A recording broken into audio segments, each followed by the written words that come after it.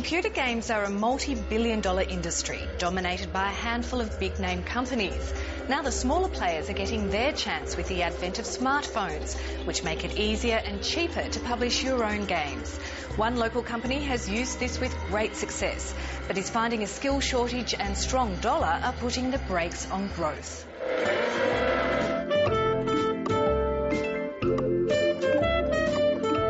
Now, Flight Control was something I actually designed and developed myself. I thought, I want to make a little game, just something simple that I can get up on the App Store. It became a massive hit. I think we did 1 million copies in 3 months, and that changed our business. For Rob Murray, the arrival of the iPhone was literally a game changer. We'd moved from 10 publisher clients, because we were a services company before this, to suddenly we've got 1 million customers to serve, and a hit product on the market. How's the update going? Yeah, really good. Prior to the App Store, you would rely on a publisher to go out there and market your product, and they'd have to put advertising dollars behind it, and they'd also need a massive sales force. So it's had a real democratising effect on the games industry. Firemint quickly followed up its successful debut with another hit game. The impact this has had on the business has been very positive. For starters, you do get to retain more of the revenue that comes from the consumer. But I think fundamentally what excites me is that you do also have that creative control and that creative freedom, and you set your own destiny effectively. It's also meant expanding the business to accommodate the new role as publisher. We need more marketing, more support and community interaction, more forecasting and business intelligence. So we're kind of expanding that department within our company.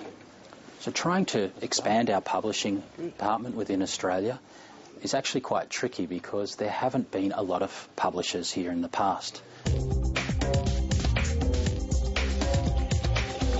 I think it's hard to find suitably skilled employees everywhere, really, and it's not just a problem here in Australia. We do spend a lot of time within the company bringing people up to the standard that we need them to be at. So I think there's a real opportunity there for universities and educational institutions to bring the students a bit further and closer to where we need them.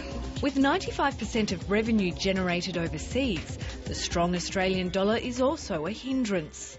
We can talk about a 10% rise in the Australian dollar. That just cuts straight into our revenue, and you can imagine what it does to company profits.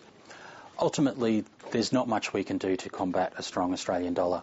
All our costs are labour costs. It's very labour intensive. All we can do is slow down our growth, hold back on what we're doing, and fortunately we will have the margins to get through a dollar that might go to parity. International competition is fierce, with overseas government assistance often tipping the balance. Some of the smart things that other countries are doing to support their games industry are to encourage investment into the industry, into these creative projects, to try and build intellectual property within the country, owned within the country itself. And that's the key thing. We want to build up our own IP, we want to own it, and that's where the economic results come from. Despite the hurdles, Firemint will remain in Australia.